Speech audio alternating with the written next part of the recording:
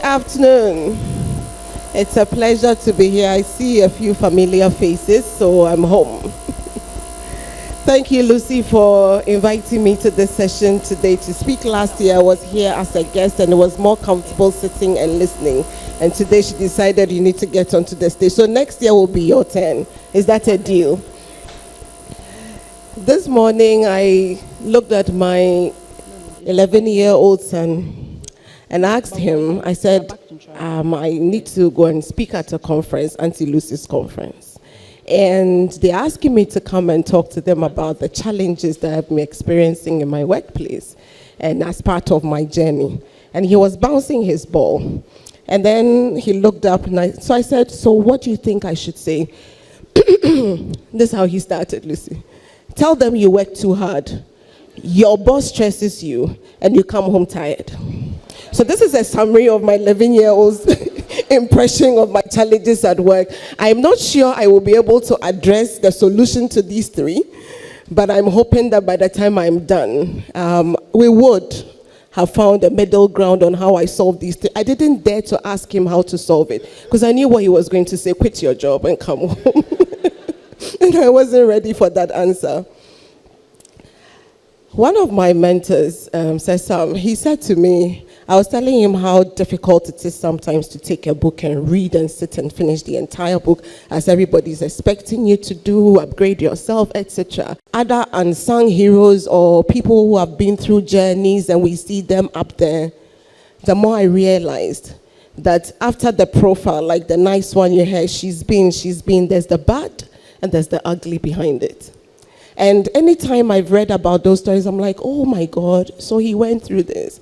Oh my God, so she went through this. So I'll share with you some of my oh my gods. And I'm hoping that it will help you to know that although they exist, if these people have been able to write and summarize their stories, then it means that these challenges can be overcome.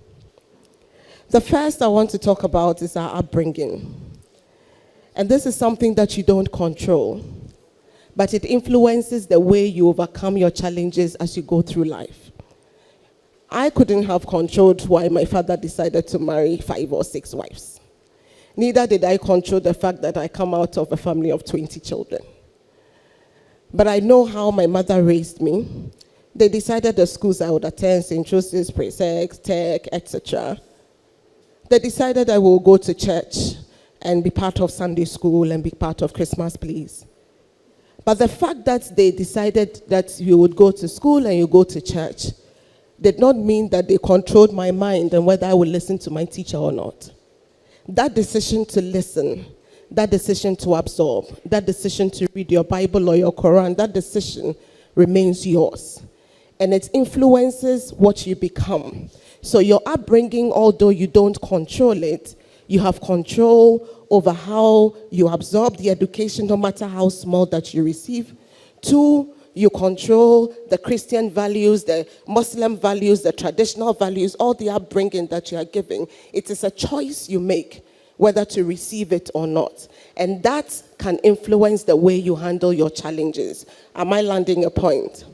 So your upbringing you don't control, but you will be able to control some of the things that happen around, which is why we say that going through challenges will be inevitable. However, to remain defeated is optional.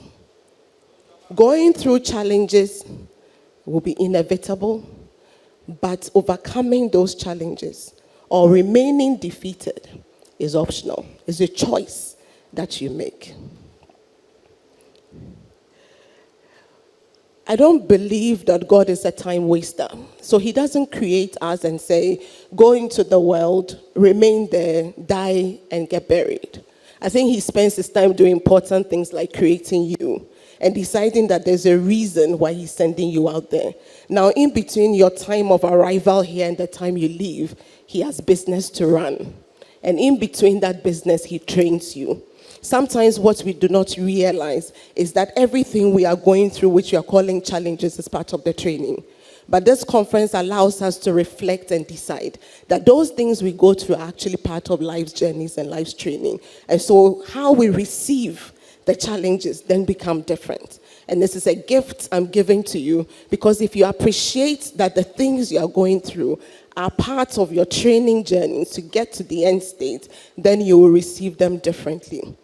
Now, sometimes the challenges that life brings you are straightforward, right? So we go to school and then you start work and then you meet a difficult boss and then sometimes you have to travel. So the first few years of your career, you do a lot of traveling, hard work. You meet people who just leave the work for you to do. Yeah, so we all say, yeah, these are things. You go home and if you complain, but it's like, yeah, that's part of career. Get on. But sometimes some of the journeys that you pass through, mine was very steep.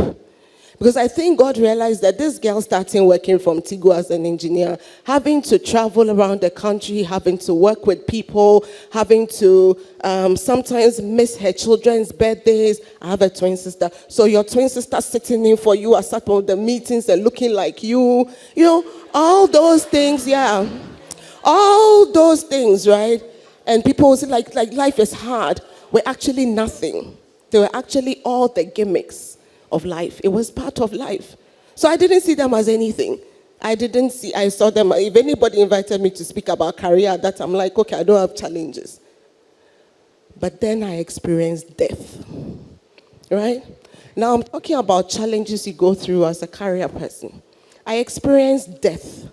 The death of a mother who I relied on, who was everything to me, who I thought was going to be there forever. I speak to her at 9 o'clock. She dies at 11. I'm 8 months, 2 weeks pregnant. It's a day before my wedding anniversary. I have never seen death like that before. Now, although I went through a cycle of craziness and everything and numbness, what I got out of that, and I didn't know till after some time, that God was actually preparing a very, very strong woman. And I suspect that he couldn't use all these difficult bosses and things to cross. So he had to bring me to the realization that there's some things that you can't control. But when he pulls them off, he makes you stronger. So I became a very, very strong person who wouldn't break for what will take others to break, I won't break. And it's because I had suffered so much pain and loss that he had, out of that pain and loss, made me a very, very strong woman. But that was in preparation for what I was going to experience, which is the type of network I was going to manage, both in Tigo and then in Vodafone at that time, because I was technology director in Tigo and then I became technology director. And the sheer size of the business, the dependence on you, the calmness that everybody expects when something goes wrong. At one point in Vodafone, our network actually shut down. It was reported on BBC. My bosses said it in London. Now, everybody is looking at you as the leader, and you're like, yeah, it will come back. And you have no idea how it's going to come back. But at that time, I had seen death. I had seen my son being ill at Kolebu one time where I went to the ward and he was not in his cot. And at that time, if you go to because I had seen many children, as parents, we come in and your child is not in the cot means your child is dead. And I went and my child was not in. And I was almost about to collapse. And then I saw him, his cot had been changed. But I had gone through sudden shocks, sudden disappointments that he had built me to the point where when I saw network outages, when I saw system failures, I'm like, if I've seen death, this thing will come back. So your challenge that you go through, I don't know what your journey will look like, but that difficult time that you experience, there's something good that comes out of it, difficult as it is at that time. You may lose a job, right? You may lose a parent. You may lose a relationship. But in that process of your career, you realize that there's something in it that's going to build you to carry you forward. And my lesson, my difficulty, my next step elevation was actually to a very steep step, which was death. Another point that I want, so I've shared 2 already, and I'm going to the third one. I'll share 7. I'm going to the third one. When you go into a workplace and you say, I want to progress, I want to grow, I want to become this big person, One of the things I studied in my MBA, and I didn't think it was going to come alive so much, was organizational politics, workplace politics, 101. When we are talking about the bad and the ugly, one of those is the organizational politics. People come to work, and it's about power and it's about authority. It's about how people deliver their outcomes and how best they think they can do it. They can do it on a clean, straight path, or they can do it by bringing you down. And if you don't keep your head up as this career person, this employee, this big person you want to become, and you go to work with your head buried doing the what you were employed to do, you realize that you have missed out on the how, which is the organizational politics I'm talking about. It is a big challenge I have seen people struggle with throughout their careers, and I want to share with you the fact that do not go to work and just bury your head and do the what. In my reality, in my journey, one of the challenges I've had to overcome is the how. Be aware that it exists. And people maneuver, people find ways. If it means pulling you down for them to look good, they will do it. And so it is important. And sometimes the worst one is when it comes from your own boss, right? So it is important to recognize, to identify. If you pray, that's one of the things you should pray, to be able to identify when these things are coming up so that you can know how to address them, how to fight them. Organizational politics. I had a boss, eventually became Lucy's boss, so the story I'm going to tell you is not a lie. This is a boss who has decided that he just doesn't like you. You know how it feels like. You don't know what you have done. You haven't done anything wrong. Is it that you're a woman and your color doesn't help as well, and he just doesn't like you? He actually told somebody, I have no problem with her competence, I just don't like her. Now, if you have somebody like that who's supposed to decide your future, your way out of that challenge is to make sure the rest of the people around the table are on your side. Because you cannot fight him. But you make sure you have enough sponsors, you have enough advocates so that when your name is mentioned, what did Patricia do? She did this. You're like, everybody's like, where are you coming from? What are you talking about? In your organization, make sure people know what you are doing, because it will become one of the discussions when you are not there.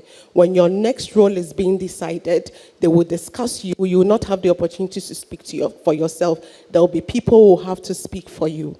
And so as you go through it, one of the way you overcome those challenges in politics is to make sure you have your advocates who know your work and know how hard you work and know who you are and what you stand for.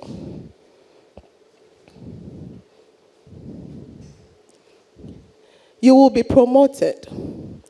Promotion means that you probably will manage your peers, people who used to be on the same level with you.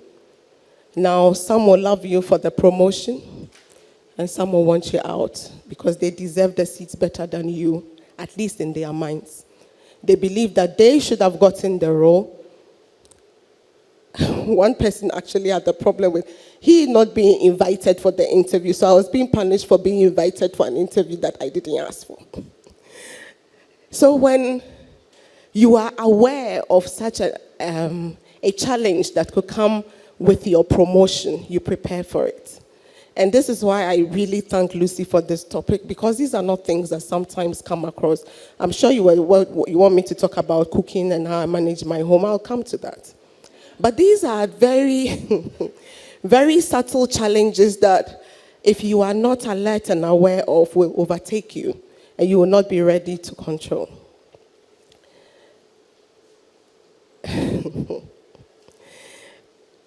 You have to show respect to your peers when you get a promotion.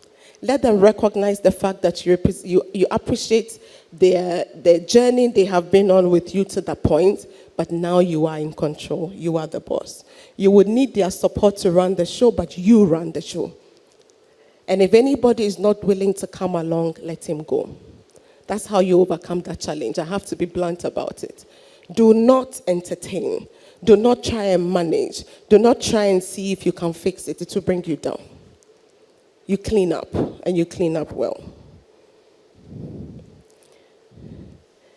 When you move to a level and you are promoted and you get the job and the big thing and you're looking at career and how you move on, what you must realize that every new terrain has its own demons. And so the strength that you were using as an analyst will not help you. And when you become the boss of the business reporting team or whatever your new role is. And so what you are reading now, you need to elevate it and improve on your knowledge. How much you invest in yourself has to be different because there'll be a lot of tasking on you. But please remember, and I go into a little bit of the spiritual, we are physical and we are spiritual. And nobody comes to work alone. If you are going to work alone, please rethink. Everybody comes with something, either God or something else, which I cannot describe. Have your something when you go to work. Because that's how you are going to overcome the two spiritual angles I'm going to talk about, and then I'll round up because I know you have questions. There's one that is, how's God asked Job, where are you coming from? He said, I've been moving to and fro, walking around the earth. So Satan is there, waiting for you and to grab you. But God also brings things your way. Like he said to him, have you seen my servant Job? So he goes to look for trouble for you. And the trouble will come very close. And your tempting will start. Your testing will start. But it is pruning for you. And how you overcome that challenge of identifying whether this is God or this is Satan attacking me for no reason and therefore I need to fight is to change the way you pray. That's how you overcome that challenge. This is not the good morning, God, I'm on my way to work, please carry me along type of prayer. No. This is there. You wake up in the night and you do warfare. This is you wake up in the night. So if you're going to the mosque, then you know what time you go and you spend more time bowing down and praying and praying and praying, because it's not everything, every challenge that you can overcome with your physical strength, because we are spirit and we are flesh as well. The last one, because I know you have questions, is just how you find the right balance and learn how to say no. As you're going through your journey and you're beginning to be out there, people are seeing you, you'll be invited, speaking assignments, local, international. You have to attend things for your children, as I was talking about my son this morning. I'm in church ministry, so I teach Sunday school. I teach in church sometimes on the pulpit. I am president of my women's fellowship group. I sit on my church board. I'm sitting on a number of boards in corporate. You know Ghana and old school, so I'm on St. Joseph's, Presec, Tech, which one again? And if you don't show up on those words, I'm not just not trainer. Obey you not trainer. So you have to respond. There are funerals. This morning there's a funeral of somebody. I have this conference. My husband asked me this after, what time are you coming so we to go for the wedding? So what am I going to say? I'm not showing up, so divorce me or something like that. No, you have to structure your day and learn to say no. This will be my answer to you in terms of balance. If you don't find the right balance, you have to give yourself, because God is putting you out there for a reason, to make impact. But don't be everything for everybody. Otherwise, you lose some of the things that you want to protect. So be confident enough to structure your time and say no to what you can say no to. And when you can't, then find the balance so that you can make time for the things that are important. In conclusion, I want you to understand that please do not compare your journey to anybody's journey. Lucy and I went to Presec. We all read science. How Lucy became an electrical engineer is completely different from the way I became an electrical engineer. Lucy became CEO of a telco. The path to which I became a CEO are two different. We all ended up in telco. In fact, we worked in the same company twice, Tigo and Vodafone. But how she became CEO, if she tells you her story and I tell you mine, it'll be completely different, right? And please understand that your journey is unique. You are the only actor in that scene. You are the lead actor. So every scene in that journey, you are the lead and you have to be present. And so how you carry yourself in every scene of it is you. You make that decision on how successful every scene on that journey has to be. So do not be afraid. The challenges will be there. I've listed 6, 7 of them for you. But if we have been able to overcome it with God's help, you can overcome yours as well. Thank you. Thank you very much. Thank you very much, Patricia. Please keep the hands applaud going. Keep it going. Oh, we can do better. Can we do better? As you're clapping, I want to see the smiles as well. Can you keep the clapping going? Or can we keep clapping for her? Can we keep the clapping going? Can I see the smiles as well? Thank you very much, Patricia. Tell them when you go to work, it's so hard. Your boss stresses you, but you come home also tired. And that in that difficult time that you are going through, always remember that there's something in there that will carry you forward. So don't give up. I salute you, Patricia. Thank you. Can we give it again for her? I believe the Old New Normal Conference is not just an event. It's a call, it's a movement for us to be able to shift our mindset and step boldly into the future, knowing that prosperity is not a distant dream, but is a reality. Others are doing it. You can do it. I can do it. Do you believe that? Do we believe that? This afternoon, my name is Amanda Akushi, and I'll be taking you from now till the end of the conference. So you're going to stay with me. Are you okay? Yes. Awesome. So I know we have a lot of questions for Patricia, but I want to start. You know, Patricia mentioned that you have a boss that he doesn't like you. You are competent. You have to do your job. How did you manage it? So, like I said, you have to make sure you take away one of the the easiest way to dismiss you, which is you're incompetent. It's a very easy way for any boss who doesn't like you to take you out. So make sure you eliminate that, do your job, and do it well. So then you shift the conversation to your size, your color, and those things, right? And that's why I say to you, make sure that what you do, others know about it. So when he has to make that decision of I have to let her go, they would ask others and discuss it, and even the HR should say, are you serious? She's going nowhere. There must be advocates for you, otherwise you lose it. Thank you very much. I open the floor now for questions. Wow. Wow. Where do I start from? Can I be biased and start with a lady? Okay, can we go? Thank you so much for sharing with us, Patricia. You've been very generous. I want to add a follow-up question to her per how you answered. You mentioned that have advocates and let them know your work. How do you do this without being obnoxious with these advocates? Thank you. So you must understand who your stakeholders are at any point in time. If it is a peer who doesn't like you, then the rest of the peers are the stakeholders, and you must show. So when you go into a room to present, practically, you don't give your work to somebody to present. You present it, you own it, you answer the question so they know the competence is with you, right? And it's the same thing. If it is your boss, then it means the other people he will talk to are his peers. So this is where you now start working your way into making sure they know you and they know how competent you are and what you bring to the table. Yeah. Thank you very much. I'll take him. Thank you, Patricia. My name is Alfred.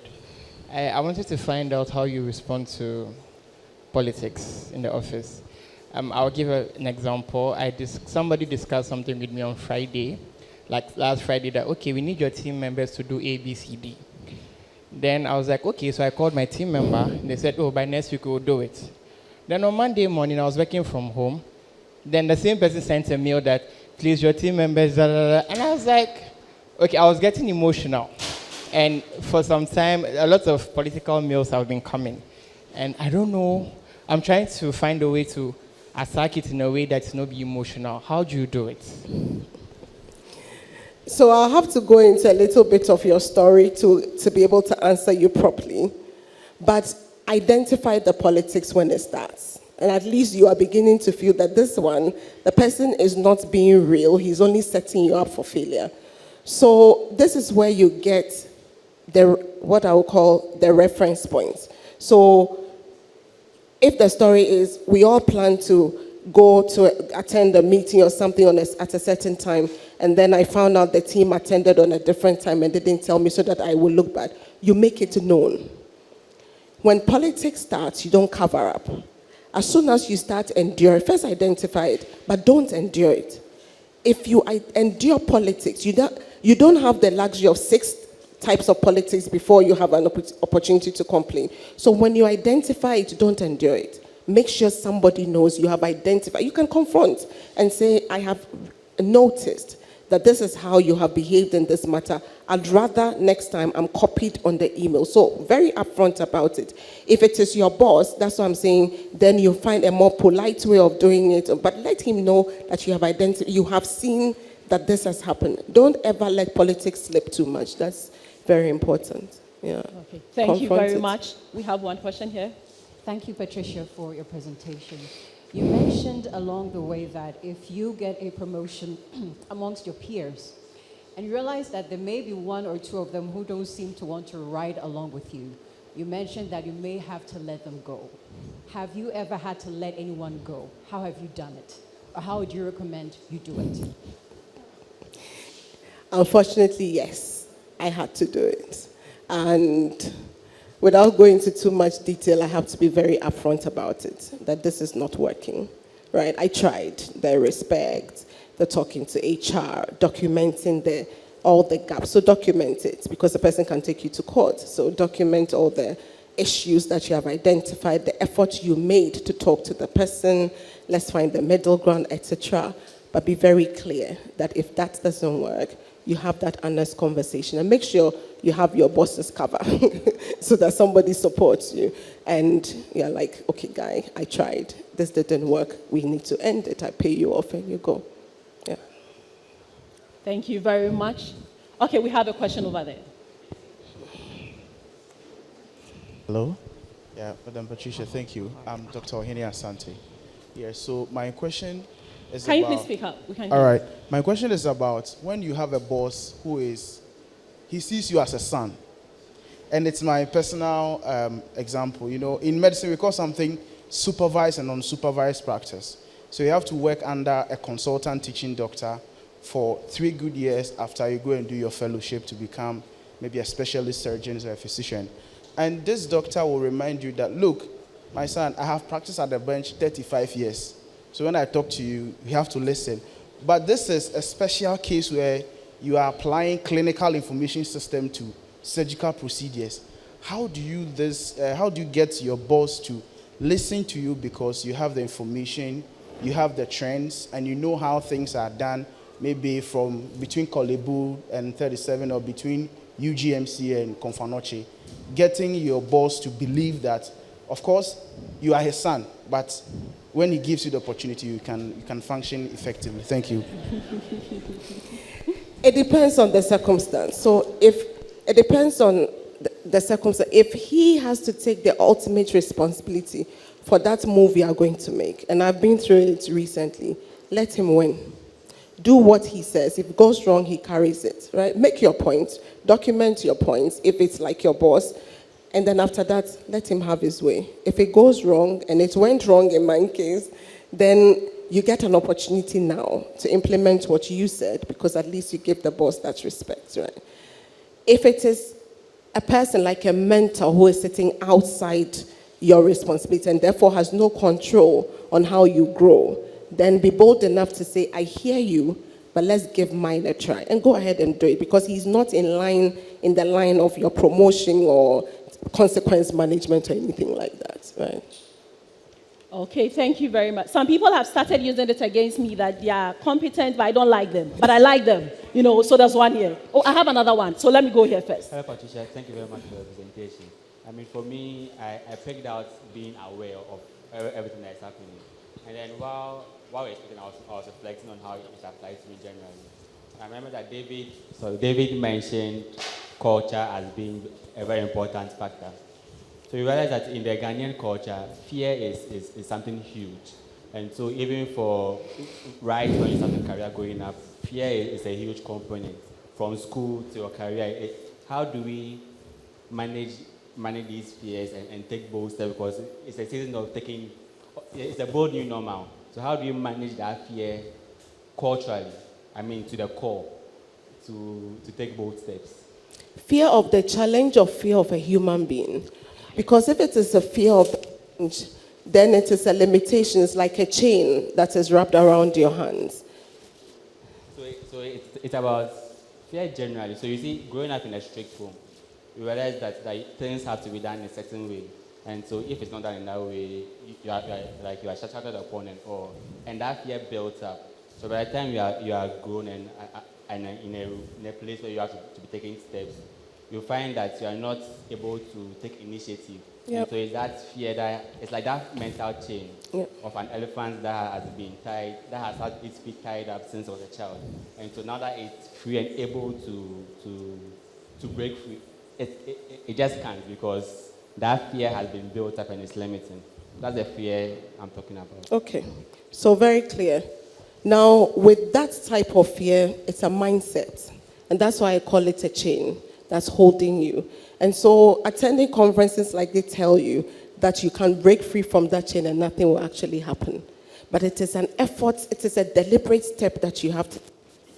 If you don't test it, you will always be like the example you gave. You'll be standing, but try to fly. Try and see what will go wrong. And actually realize nothing will break. That's what happens. And if I tell my team, if it's not breaking an audit point, which means the auditors will find out, GRA will come, get along with your innovation. What can go wrong? What can go wrong? So, frankly, it's mindset. That's how we've been raised. And I said to a group of young people at UPSA the other day that even if you have horrible step-parents, you have a terrible boss, one thing that you control is your mind. The only thing that you have with yourself is the control of your mind.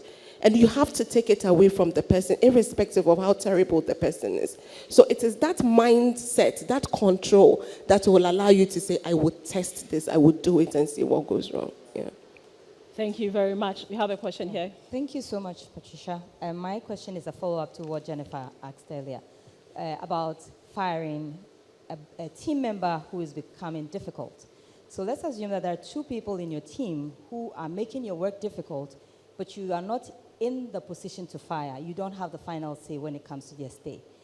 You've reported to your boss severally. You've written, he would just say, send them a query. You've done several queries, but nothing is being done. You said, okay, then deal with it. What do you do? How do you work with difficult people or people who are stampeding your progress? And you can't fire them. Don't you initiate the dismissal process?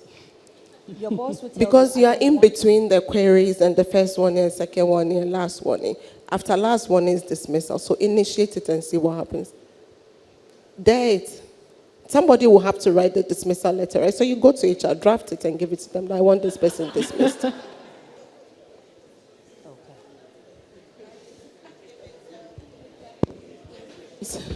That's what I did. Don't worry. I'm not talking out of theory. Yeah.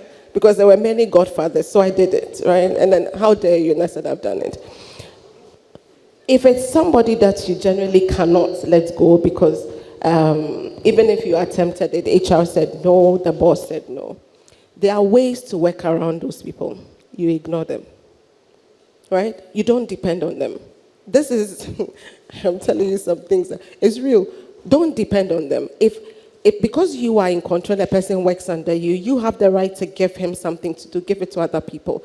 So that his power that he has, or her power that she has over your ability to deliver, you take that away. Right? That's it. Thank you. I have a question here. Hello, Patricia. Hi, Yoko. You know, you spoke about having a boss who didn't like you. I think I know who he is, but anyway. Okay. And you also spoke about all the networks you have, old schools, etc. Yeah. The question I have is really, how do you make sure you don't create an organization that is not just full of people who you like, your favorites? How do you do that? And also, how do you deal with people who, I guess you may have a relationship with them outside work as well? Those two things I'm interested in knowing. So, on the first question, so for example, when I'm recruiting for my leadership team, I would always have a third eye. So I'm recruiting for my HR left, I'm recruiting, I have an external person on the panel. And that's to remove that bias of what Patricia wants only. So I bring perspective to the table. And it's the same thing at a senior management level. So one level below my direct reports, if we're interviewing, there has to be a mix of gender. We make sure there's the male and the female so that people don't just bring in their likeness, right? There's the other perspective as well. So the recruitment panel is very, very important. So it's not just left to you. I mean, I could have decided on my direct reports myself, but I chose to make sure I always bring in a third eye to help me. Now, in making sure, again, the second question was about your community and making sure if you can't, you have to let somebody go. So I have another story like that. There's a gentleman who, when we're growing up, was like, you know how you are the little one and you look at him, you call him Bra Isaac or Bra Jacob, you know. Then I go to my company and Bra Jacob is an employee.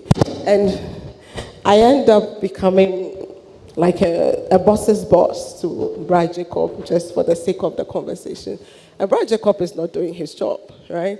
And so my boss keeps coming to me, the CEO at that time kept saying, this is failing, and I'm trying to give Brad Jacob room to fix it. But at a point, it wasn't working. So we had to have the hard conversation and say, it's time to go. Yes, so I had to do it. And then when I got home and I told my husband, he said, you fired your brother. But that's the difficulty of being a leader. If it has to be done, you have to do it. So I had to do it, yeah. Okay. I'll come to you. Let me take the person. Thank you for the presentation. My name is Nanama, and I want to be practical with my question so that you can assist me further. I'm a marketer by profession. Can you speak up? Can you speak? Okay, please. Okay. I would say that my name is Nanama, and I would want to make my question a bit practical so that you can assist me further. I'm a marketer by profession, and I got into an environment where there needed to be change, and I was called upon to be that difficult person.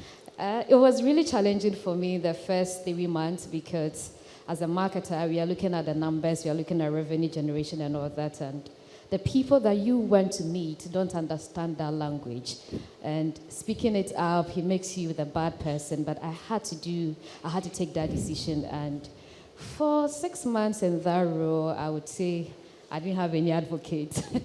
The only person that was on my side would be the leadership team or the people in decision making. And along the line, it really made my job also difficult. So in such a situation, was I wrong to have made that decision, or going forward, should I encounter these challenges, how best can I salvage it? Thank you. So the decision you made was to help them, to teach them, to carry them along. Yes, but they were not willing, so I had to let them go. Okay, so you've done it. Why are you worried? You did what you had to do, right? Which is, don't just get up and say everybody has to go. People are people, so you have to grow your people, and I believe in that. I believe in investing in people. So invest your time, invest training, invest rotation, move them around, all the stuff. But after you've done it all, you cannot force people to do what you have to do. So you clean up. Okay, I have a question here. The gentleman in white. Hi. We can't hear you. Okay, you go and I'll repeat your question. Who thinks that she knows your job better than you and keeps undermining you and reporting you to, like you do a report and they will do an alternative report and go and present it to your boss. How do you manage such colleagues and not bring politics into it? So he's saying you have people who are directly, openly undermining you. You prepare reports, they prepare an alternate report, and they go and present to your boss. So you go to the place where they want to influence. Why are they taking it to? Who are they taking it to? To your boss. So you go to your boss and you present the issue. You don't go and get emotional. You say, I prepared a report, and this team has come to present another report. I think there's a problem with team dynamics, and we need to solve it. Confront. Politics is not something that you endure for too long. That's why I was saying to him, confront it straight on. Let the people understand that you have identified what they just did, and you will not tolerate it. So you want the boss to sort it out, so it will not repeat itself. Yeah. If the boss is enabling that bad behavior, then you move to the first point I made, which is make sure there are other people who know your worth. But sometimes it's also good to do a self-reflection and say, maybe there's a problem. Actually, maybe what they are presenting is better than mine. Is there an improvement I need to bring in? Why is the boss accepting theirs and leaving mine? If you can identify true gaps that you have, fix it, and then present your other side to him. Usually there's always something. For ours, it was just our color and the fact that we're women. After we investigated, realized there was nothing. But sometimes there may be genuine reasons why they don't like you, and you have to genuinely do self-introspection and fix it. Okay. I'll take one more person from that side. I'll come to you. Yeah. So my name is Edison. Thank you for the presentation. I think there's a naturalness to how you deliver this, and that's profound. But I want to speak for business owners. So if you are the boss, and maybe sometimes you're the difficult person, how do you guarantee hiring high performance? People can talk their way into interviews and, they act and they sound very good. What do you do? Because as CEO, you've kind of hired a lot of people. What would you say is, that this person is a high performer because of your experience? And also, how do you ensure that you keep high performance and they are not looking around for other jobs? So that's my question. In this Gen Z world, you cannot keep them. That's my first statement. They went to work for 2-3 companies, actually. So trying to keep them is a difficult answer. I have interviewed so many people over the period. And so it comes with experience, to be honest. Sometimes I recruit with my gut. Your CV speaks volumes. So I can filter CVs very easily, not because of but I look out for some key things, and I can tell a personality from his CV, right? Irrespective of who wrote it, but it's just me, it's my gift. And then when I'm interviewing, I hardly follow the paper that's in front of me, because maybe the questions have leaked, like business culture and all those things. Yeah, fine. But I ask you questions that you have to answer from within. And there's only so much you can lie about. After 3-4 questions, I would tell whether you will genuinely are who you say you are. But that's me. It's come over a period, right? But there are genuine textbook way of interviewing, and you can lie your way into a business. So it's fine. It can happen. From his CV, from the way he speaks, he can join, right? But the work is what will tell. And the reason why people are allowing poor performers to sail through is because they don't know how to measure their performance. People are not given what to do when they come to work. So they come and do what they want, what they think is their contribution. Be very clear on why you recruited this person and the outcome you want from him. And if the person is not giving the outcome, then your reason for letting him go is straightforward. People are struggling. They have many people, non-performers, floating in companies. And sometimes the line manager says, this person is not performing. You ask him, what did you give it to him today? He doesn't even know. So if you don't give them outcomes, why are you telling him he's a non-performer, right? Yeah. Thank you very much. I have a question here. Thank you, Patricia. Okay. So my question is still along the lines of competence and the person being able to do their job. Mine has to do more with you haven't identified that the individual, and I get this all the time and experience it too, the person has been given the task, it's clear, the person is not able to do it, and so you begin to delegate to other team members to do the job. How do you then assess the person? Do you assess the person? Because my thinking is if you are assigning somebody else the responsibility, then essentially you are not assigning the person who's not doing the job.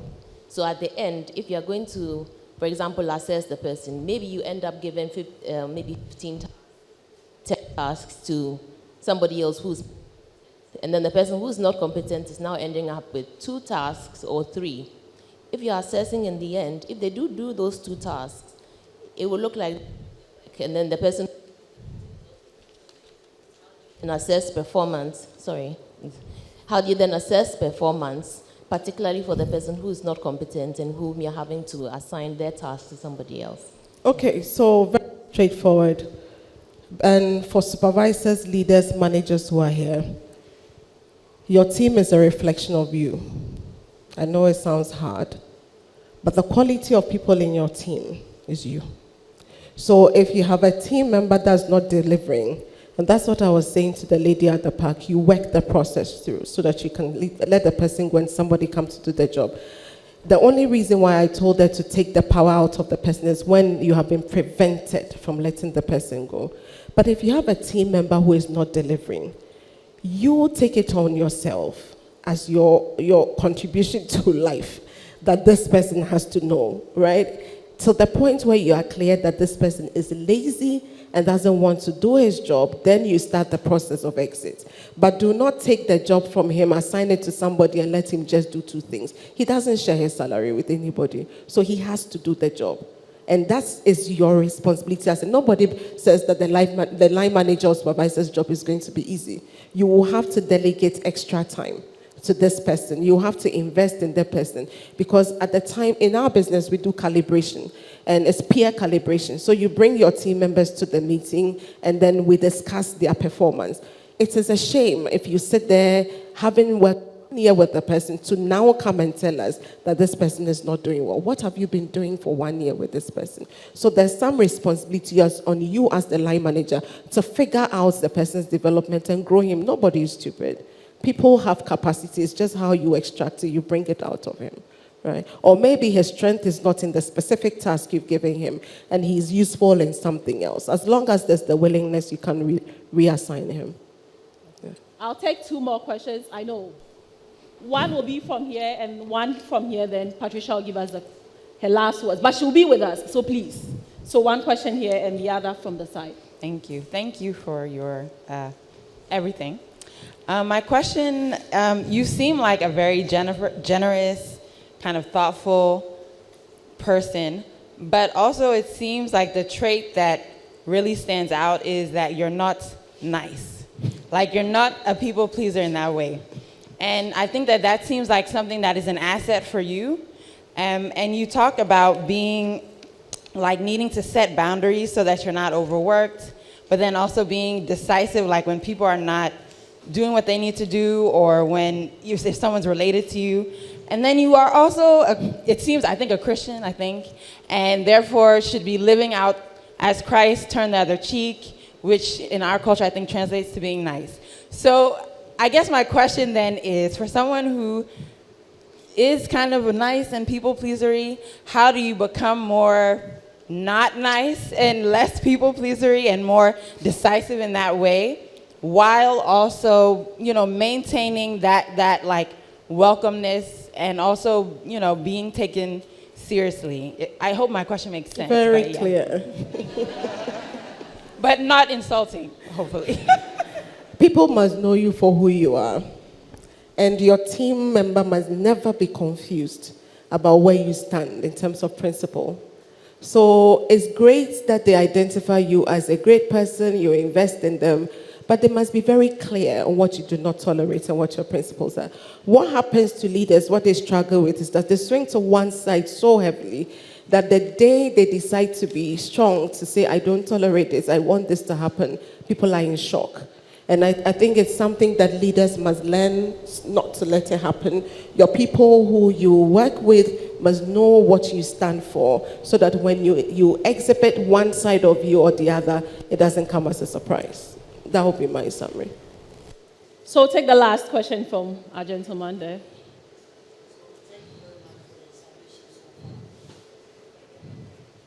Microphone. Go ahead, I'll repeat it.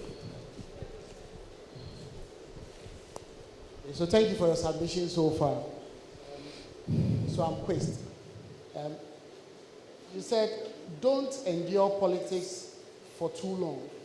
But you also know that company policies are politics, and politics are in company's policies. And if you disagree with a company's policy, you do not make it overt.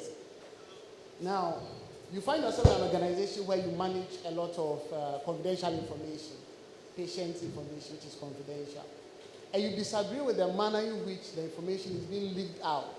So for example, there is a sodomy, the patient is reported and all that stuff. How do you make it clear that you disagree with that policy without injuring the other party? Because in our part of the world, resignation is not an option. It's more about bread and butter issue. So how do you know? I don't understand the question. Okay. So do not... If there's a policy you disagree with, how do you approach it? Yes. Is that the question? Yes. Without offending the company. So the company gives 2 weeks of maternal leave and you believe it should be 3. If they are not breaking any laws of the country, then that's how the company wants to operate.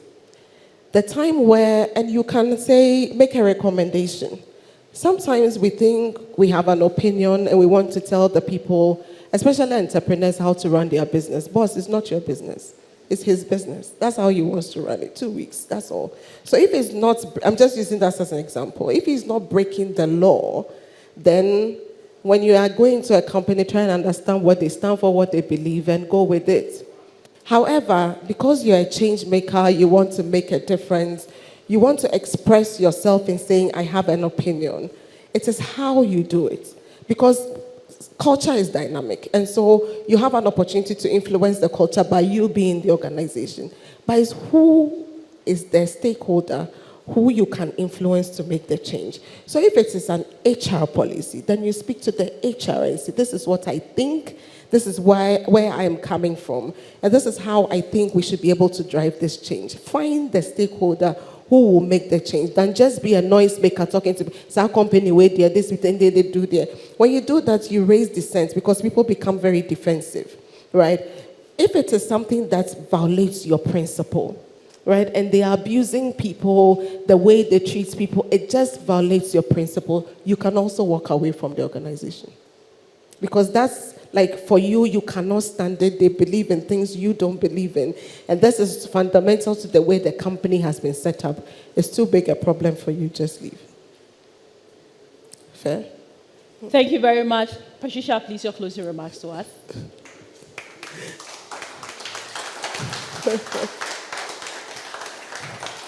So in closing, I would like to say to all of you that know that your journey is unique. You are here for a reason. God didn't create you to waste time.